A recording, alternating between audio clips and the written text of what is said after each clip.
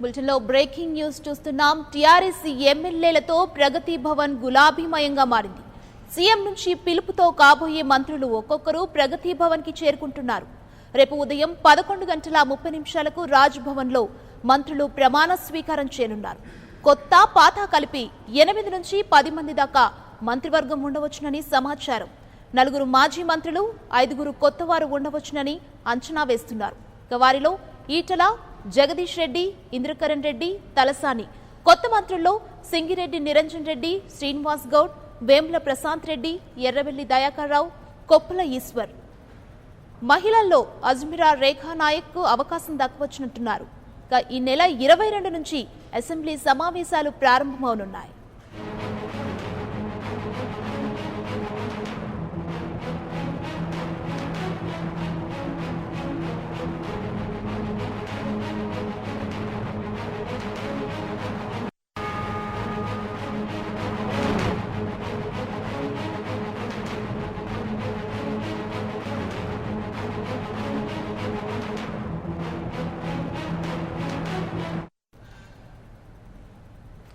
Right, ఇక TRS ఎమ్మెల్యేలతో ప్రగతి భవన్ గులాబీమయంగా మారింది. సీఎం నుంచి పిలుపుకు కాబోయే మంత్రులు ఒక్కొక్కరు ప్రగతి భవన్ కి చేరుకుంటున్నారు. రేపు ఉదయం 11:30 రాజ్భవన్ లో మంత్రులు ప్రమాణ స్వీకారం చేయనున్నారు. కొత్త పాత కలిపి 8 నుంచి 10 మంది దాకా మంత్రివర్గం ఉండవచ్చునని సమాచారం. ఇక 4 మాజీ మంత్రులు, 5 కొత్తవారు ఉండవచ్చునని అంచనా. వారిలో ఈటల, జగదీష్ రెడ్డి, ఇంద్రకరణ్ రెడ్డి, తలసాని. కొత్త మంత్రుల్లో సింగిరెడ్డి నిరంజన్ రెడ్డి, శ్రీనివాస్ గౌడ్, వేముల ప్రశాంత్ రెడ్డి, ఎర్రబెల్లి దయాకర్ రావు, కొప్పుల ఈశ్వర్. ఇక మహిళా కోటాలో అజ్మిరా రేఖా నాయక్కి అవకాశం దక్కవచ్చునని అంటున్నారు. ఇక ఈ నెల 22 నుంచి అసెంబ్లీ సమావేశాలు ప్రారంభమవుతున్నాయి. ఇక ఇదే అంశానికి సంబంధించి మరిన్ని అప్డేట్స్ ప్రగతి భవన్ నుంచి మా ప్రతినిధి నేతాజీ అందిస్తారు. నేతాజీ, తెలంగాణ మంత్రివర్గ విస్తరణకు సంబంధించి ముహూర్తం ఇప్పటికే ఖరారు చేసిన సీఎం కేసీఆర్ అందుకు తగ్గ కూర్పు పైన కూడా కసరత్తుని పూర్తి చేశారు. నిన్న ఆయన బర్త్డే అయినప్పటికీ కూడా అందరికీ అందుబాటులో ఉండకుండా కేవలం వ్యవసాయ క్షేత్రంలోనే ఉండి క్యాబినెట్ని ఆయన ఎవరెవరిని అందులో ఉంచాలన్న దాని మీద ఆయన కసరత్తు అయితే చేశారు. దానికి తగ్గ లిస్టును కూడా ఆయన ఇప్పటికే సిద్ధం చేసుకున్నట్లుగా తెలుస్తుంది. మనం కొద్దిసేపటి క్రితమే సెక్రటేరియట్లోని జనరల్ అడ్మినిస్ట్రేషన్ డిపార్ట్మెంట్కి వెళ్ళి అడిగినప్పటికీ ఇప్పటి వరకు కూడా సీఎం నుంచి ఇక్కడికి ఎలాంటి సమాచారం రాలేదు. ముందుగా సాధారణ పరిపాలన శాఖకు సమాచారం అందుతుంది. మొత్తం రేపు ఎంతమంది క్యాబినెట్లో మంత్రులుగా ఉండబోతున్నారన్నది జనరల్ అడ్మినిస్ట్రేషన్కి తెలుస్తుంది. ఇక్కడ నుంచి రాజ్భవన్కి వెళ్తుంది. రేపు రాజ్భవన్లో 11:30 మాఘశుద్ధ పౌర్ణమి కాబట్టి ఆ సమయానికి కొత్త మంత్రుల చేత ప్రమాణ స్వీకార కార్యక్రమం చేయిస్తున్నారు. అందుకు తగ్గ ఏర్పాట్లన్నీ చేయాల్సిందిగా ఇప్పటికే సీఎం కేసీఆర్ ఆదేశించిన నేపథ్యంలో అటు ప్రోటోకాల్ డిపార్ట్మెంట్, ఇటు జనరల్ అడ్మినిస్ట్రేషన్ డిపార్ట్మెంట్ ఈ రెండు కూడా ఆ వ్యవహారాలు చూస్తున్నాయి. ఇప్పటి వరకైతే వీళ్ళకి ఇంకా సీఎం నుంచి ఎలాంటి సమాచారం రాలేదు. రేపు క్యాబినెట్ విస్తరణలో మొత్తం 8 మంది ఉంటారా 10 మంది ఉంటారా అన్న దాని మీద అయితే ఇప్పటికీ ఎలాంటి సమాచారం లేదు. అయితే సీఎం నుంచి తనకు అనుకూలంగా ఉండే ఎవరైతే మంత్రివర్గంలో రేపు ఉండబోతున్నారో వారికి మాత్రం కాల్స్ వెళ్ళినట్లుగా మనకి సమాచారం అందుతుంది. జిల్లాల వారీగా చూస్తే ఉమ్మడి జిల్లాల నుంచి ఇటు వరంగల్ నుంచి ఎర్రబెల్లి దయాకర్ రావుకి బెర్త్ కన్ఫర్మ్ అయింది. ఆయనకి గత క్యాబినెట్లోనే అవకాశం కల్పించాల్సి ఉన్నప్పటికీ అవకాశం కల్పించలేదు. ఆ సమయంలోనే హామీ ఇచ్చారు. ఆయన టీడీపీ నుంచి గెలిచి లాస్ట్ టైం టీఆర్ఎస్లో జాయిన్ అయ్యారు. అయితే అప్పుడు తనకి మంత్రివర్గంలో స్థానం కల్పిస్తానని సీఎం చెప్పినప్పటికీ ఎర్రబెల్లి దయాకర్ రావు దాన్ని తిరస్కరించారు. ఎందుకంటే అప్పుడు 2 నుంచి 3 సంవత్సరాల టైం మాత్రమే ఉంది. నెక్స్ట్ టైం అంటే ఇప్పుడు ఎలా అధికారంలోకి వచ్చారు కాబట్టి 5 ఇయర్స్ టైం ఉంటుంది కాబట్టి 5 ఇయర్స్ మంత్రిగా ఉండాలని అనుకుంటున్నానని ఆయన అప్పుడు ఎవరైతే కేసీఆర్ చెప్పిన హామీ ఉందో దాన్ని తిరస్కరించారు. ఈ నేపథ్యంలోనే ఆయనకి ఈ దఫా ఖచ్చితంగా అవకాశం కల్పించాల్సి ఉంటుంది. ఎర్రబెల్లి దయాకర్ రావు ఉమ్మడి వరంగల్ జిల్లా నుంచి దాదాపు కన్ఫర్మ్ అయ్యారు. అక్కడి నుంచే గత క్యాబినెట్లో ఉన్న కడియం శ్రీహరికి ఈసారి అవకాశం దక్కడం లేదు. ఆయనకి డిప్యూటీ శాసన మండలి చైర్మన్గా అవకాశం కల్పించే ఛాన్స్ అయితే మనకు కనిపిస్తుంది. ఇక కరీంనగర్ నుంచి చూస్తే ఇటు కేటీఆర్, కొప్పుల ఈశ్వర్, ఈటల రాజేందర్ ఈ ముగ్గురు కూడా అక్కడి నుంచి ప్రాతినిధ్యం వహిస్తున్నారు. వాళ్ళకి కొప్పుల ఈశ్వర్కి అయితే ఇప్పటికీ కన్ఫర్మ్ అయింది. అలానే ఈటల రాజేందర్కి కూడా క్యాబినెట్లోకి తీసుకునే అవకాశం అయితే మనకు కనిపిస్తుంది. కొప్పుల ఈశ్వర్కి కూడా లాస్ట్ టైం ఇవ్వలేదు. ఆయన కేసీఆర్ ఉద్యమ సమయం నుంచి కూడా కేసీఆర్కి దగ్గరగా ఉన్నారు. ఎస్సీ కోటాలో చూసినా కూడా ఆయనకి అవకాశం కల్పించాల్సి ఉంటుంది. అటు జిల్లాల వారీగా సామాజిక వర్గాల వారీగా కేసీఆర్ తన క్యాబినెట్కి తుది మెరుగులు దిద్దారని చెప్పాలి.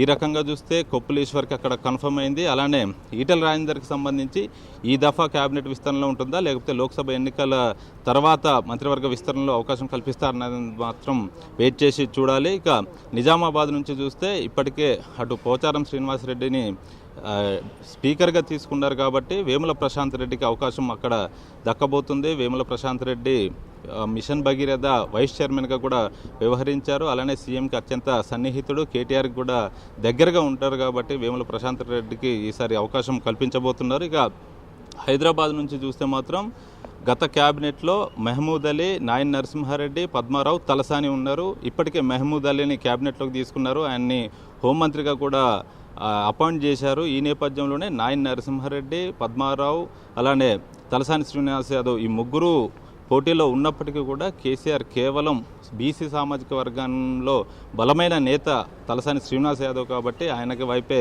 మొగ్గు చూపారు. తలసాని శ్రీనివాస్ యాదవ్ని తీసుకోబోతున్నారు. పద్మారావు గౌడ్కి డిప్యూటీ స్పీకర్ పదవి కట్టబెట్టే అవకాశం అయితే కనిపిస్తుంది. అలానే రంగారెడ్డి జిల్లా నుంచి చూస్తే ఈసారి ప్రాతినిధ్యం ఉండదు. అలానే ఖమ్మం నుంచి కూడా ఈసారి ప్రాతినిధ్యం ఉండదు. ఖమ్మంలో కేవలం ఒక్క స్థానంలో మాత్రమే టీఆర్ఎస్ గెలిచింది. అది కూడా పువ్వాడ అజయ్. ఆయన కూడా మంత్రివర్గంలో చోటు దక్కుతుందని ఆశ పెట్టుకున్నప్పటికీ కూడా ఈసారి మాత్రం ఆయన మహబూబ్ నగర్ జిల్లా నుంచి చూస్తే మాత్రం మొత్తం 14 అసెంబ్లీ స్థానాలకు గాను 13 టీఆర్ఎస్ పార్టీ గెలిచింది. ఈ నేపథ్యంలో ఆ ఉమ్మడి మహబూబ్ నగర్ జిల్లాకు సముచిత స్థానం కల్పించాలనుకుంటున్నారు. అందులో భాగంగానే అక్కడి నుంచి ఇద్దరికి మంత్రివర్గంలో చోటు కల్పించాలని కేసీఆర్ డిసైడ్ అయ్యారు.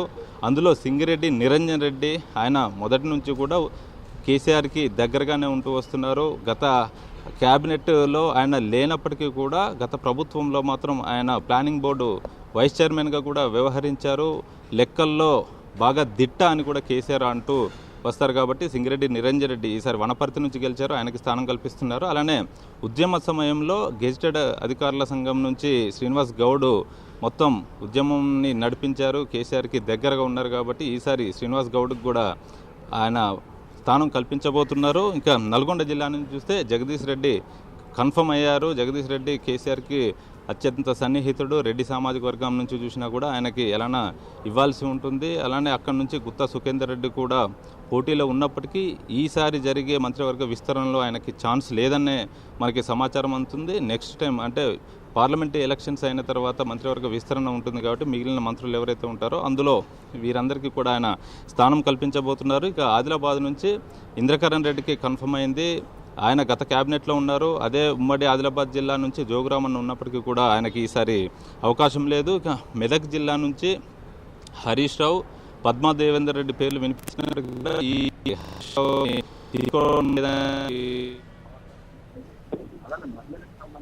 నాయకు గొంగిడి సునీత, పద్మా దేవేందర్ రెడ్డి ఈ ముగ్గురు మాత్రమే టీఆర్ఎస్ పార్టీ నుంచి గెలిచారు. ఎస్టీ కోటాలో కనుక ఇస్తే రేఖా నాయక్కి ఇవ్వాలని కేసీఆర్ భావించినప్పటికీ ఈ దఫా మంత్రివర్గ విస్తరణలో మాత్రం మహిళలకు కూడా స్థానం ఇవ్వడం లేదు. పార్లమెంట్ ఎలక్షన్స్ తర్వాతనే ఒకవేళ ఇస్తే మహిళా కోటాలో రేఖా నాయక్ కానీ పద్మా దేవేందర్ రెడ్డి గానికి అవకాశం ఇచ్చే ఛాన్స్ అయితే మనకు కనిపిస్తుంది.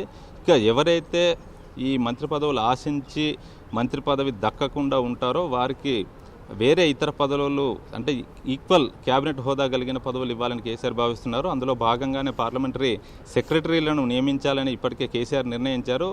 గత క్యాబినెట్ అంటే గత ప్రభుత్వంలో ఆయన 6గురిని ఈ పార్లమెంటరీ కార్యదర్శులుగా తీసుకున్నారు. అయితే కొంతమంది కోర్టుకు వెళ్ళడం వల్ల వాటిని క్యాన్సిల్ చేయాల్సి వచ్చింది. ఈ నేపథ్యంలో ఈ 22వ తారీఖు నుంచి అసెంబ్లీ బడ్జెట్ సమావేశాలు ప్రారంభం కాబోతున్నాయి కాబట్టి పార్లమెంటరీ సెక్రటరీలకు సంబంధించిన చట్టాన్ని కూడా చేయాలనుకుంటున్నారు. ఈ రకంగా 16 మందిని పార్లమెంటరీ కార్యదర్శులుగా తీసుకుని వారికి క్యాబినెట్ హోదాతో పాటు ప్రోటోకాల్ వ్యవహారాలన్నీ ఇచ్చే విధంగా వారిని సంతృప్తిపరచాలని కేసీఆర్ భావిస్తున్నారు. అలా ఎవరైతే మంత్రి పదవులు దక్కని వారు ఉంటారో వారందరికీ కూడా చీఫ్ విప్ పార్లమెంటరీ కార్యదర్శులు లాంటి పదవులు కట్టబెట్టి వారిని సంతృప్తిపరచాలన్న ఆలోచనలు అయితే కేసీఆర్ ఉన్నారు. ఇక ఈ 22 నుంచి అసెంబ్లీ బడ్జెట్ సమావేశాలు ప్రారంభమవుతాయి కాబట్టి ఒక పక్క 15th ఫైనాన్స్ కమిషన్ కూడా రాష్ట్ర పర్యటనకు వచ్చింది. ఆ రాష్ట్ర పర్యటనలో భాగంగా రాష్ట్ర ప్రభుత్వం తరఫున ఎలాంటి అంశాలను వారికి వివరించాలి, ఎలాంటి నివేదికలు తయారు చేయాలన్న దాని మీద జిఆర్ రెడ్డి ఆర్థిక శాఖ సలహాదారు నుంచి ముఖ్య కార్యదర్శి రామకృష్ణ వరకు కూడా ఆయన మొత్తం సమాచారాన్ని నివేదికల్ని తెప్పించుకున్నారు. అటు చూస్తున్నారు. రేపు 11:30కి రాజ్భవన్లో కొత్త మంత్రులతోటి కేసీఆర్ ప్రమాణం చేయిస్తారు. రాజ్భవన్లో గవర్నర్ నరసింహన్ చేత కేసీఆర్ ప్రమాణ స్వీకారం చేయించబోతున్నారు. మొత్తం 9 మంది ఈసారి క్యాబినెట్లో ఉండే అవకాశం ఉన్నట్లుగా తెలుస్తుంది. Right, thank you Netaji.